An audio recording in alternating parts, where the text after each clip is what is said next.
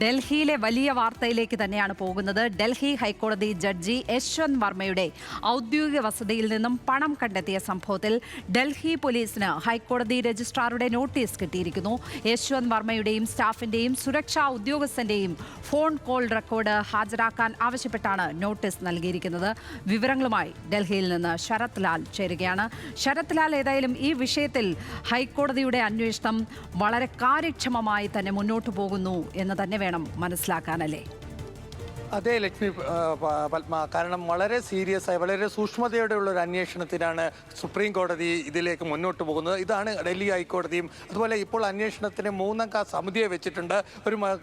അതുകൊണ്ട് തന്നെ ആ സമിതിക്ക് ആവശ്യമായ രേഖകൾ നൽകുക എന്നതാണ് ഡൽഹി ഹൈക്കോടതിയോട് സുപ്രീം കോടതി പറഞ്ഞിരിക്കുന്നത്.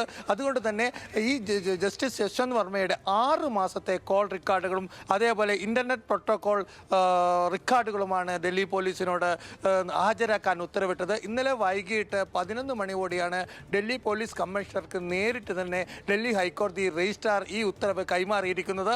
48 മണിക്കൂർ സമയത്തിനകം ഇത് സംബന്ധിച്ച മറുപടി നൽകാനാണ് വ്യക്തമാക്കിയത്. അതായത് തിങ്കളാഴ്ച രാവിലെ ചേരുന്ന കൊളീജിയത്തിന് മുമ്പിൽ നേരിട്ട് ഹാജരായി തന്നെ ജസ്റ്റിസ് ഡൽഹി ഹൈക്കോടതി ചീഫ് ജസ്റ്റിസ് കാര്യങ്ങൾ വിശദീകരിക്കും. ഇന്നലെ കോൺഫറൻസ് ഹാളിലൂടെ ഈ അന്വേഷണ റിപ്പോർട്ടും സംബന്ധിച്ച കാര്യങ്ങളൊക്കെ ജഡ്ജിയും മുതിർന്ന കൊളീജിയം അംഗങ്ങളും ചീഫ് ജസ്റ്റിസും തമ്മിൽ ചർച്ച. അതിൻ്റെ അടിസ്ഥാനത്തിലാണ് അന്വേഷണത്തിന് 3-അംഗ സമിതി രൂപീകരിക്കാനും വെബ്സൈറ്റിൽ വിശദമായ കാര്യങ്ങൾ പ്രസിദ്ധീകരിക്കാനും സുപ്രീം കോടതി തീരുമാനിച്ചത്. അസാധാരണ നടപടിയായിട്ടാണ്. ഈ അന്വേഷണം സുതാര്യമായിരിക്കണം. കാരണം ജഡ്ജിമാർക്കെതിരെയുള്ള അന്വേഷണം ജഡ്ജിമാർ തന്നെ നടത്തുന്നു എന്നത് പൊതുജനത്തിൽ വല്ലാത്തൊരു രീതിയിലുള്ള ഭിന്നാഭിപ്രായം ഉണ്ടാവുമെന്ന് മുൻകൂട്ടി കണ്ടുകൊണ്ട് തന്നെയാണ് സുപ്രീം കോടതി എല്ലാ അന്വേഷണ വിവരങ്ങളും പൊതുജനങ്ങൾക്ക് വേണ്ടിയും അല്ലെങ്കിൽ പത്രമാധ്യമങ്ങൾക്ക് വേണ്ടിയും പങ്കുവച്ചത്.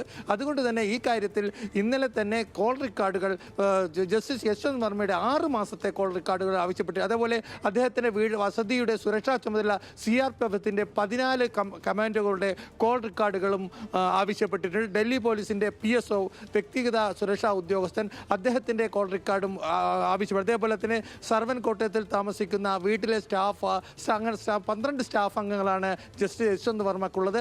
ഈ 12 സ്റ്റാഫ് അംഗങ്ങളുടെ പൂർണ്ണമായ ഫോൺ റെക്കോർഡുകളും ഡൽഹി പോലീസിനോട് ഹാജരാക്കാനാണ് പറഞ്ഞിരിക്കുന്നത്.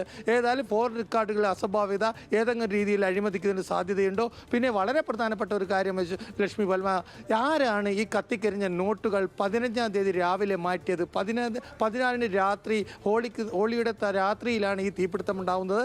ഈ തീപിടുത്തം ഉണ്ടാകുന്നത് തുഗ്ലക് റോഡിലെ അദ്ദേഹത്തിൻ്റെ വസതിയിലാണ്. വസതിയോട് ചേർന്നുള്ള ഒരു റൂമിലാണ് ഈ തീപിടുത്തമുണ്ട്. കത്തിക്കരിഞ്ഞ നോട്ടുകെട്ടുകൾ അവിടുന്ന് ആര് മാറ്റി എന്നതാണ് ഇപ്പോൾ പ്രധാനമായും. ഇത് സംബന്ധിച്ച CCTV ദൃശ്യങ്ങളൊന്നും പോലീസിന് ശേഖരിക്കാൻ കഴിഞ്ഞിട്ടില്ല.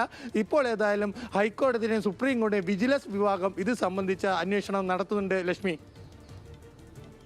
കാര്യക്ഷമമായി തന്നെ അന്വേഷണം മുന്നോട്ട് നീങ്ങുന്നു എന്നുള്ളതാണ് മനസ്സിലാക്കുന്നത്. ഹൈക്കോടതി രജിസ്ട്രാർ ഇപ്പോൾ വിവരങ്ങൾ ആവശ്യപ്പെട്ട് പോലീസിന് കത്ത് നൽകിയിരിക്കുന്നു. അങ്ങനെ ഏതായാലും ഈ വിഷയം എല്ലാവരും രാജ്യം മുഴുവൻ വളരെ ശ്രദ്ധയോടെ നോക്കുന്നതാണ്. അതിൽ ആ നോട്ടുകെട്ടുകൾ, കരിഞ്ഞ നോട്ടുകെട്ടുകൾ ആരവിടെ നിന്ന് എടുത്തു മാറ്റി എന്നതടക്കമുള്ള കാര്യങ്ങളിലേക്ക് വളരെ വിപുലമായി തന്നെ ശ്രദ്ധയോടെ തന്നെ സൂക്ഷ്മമായി തന്നെ അന്വേഷണം പോകുന്നുണ്ട് എന്നുള്ളത് ആണ് നമ്മളിപ്പോൾ മനസ്സിലാക്കേണ്ടത്. ഡൽഹിയിൽ നിന്ന് ശരത് ലാലാണ് വിശദാംശങ്ങൾ പങ്കുവച്ചത്. ഇപ്പോൾ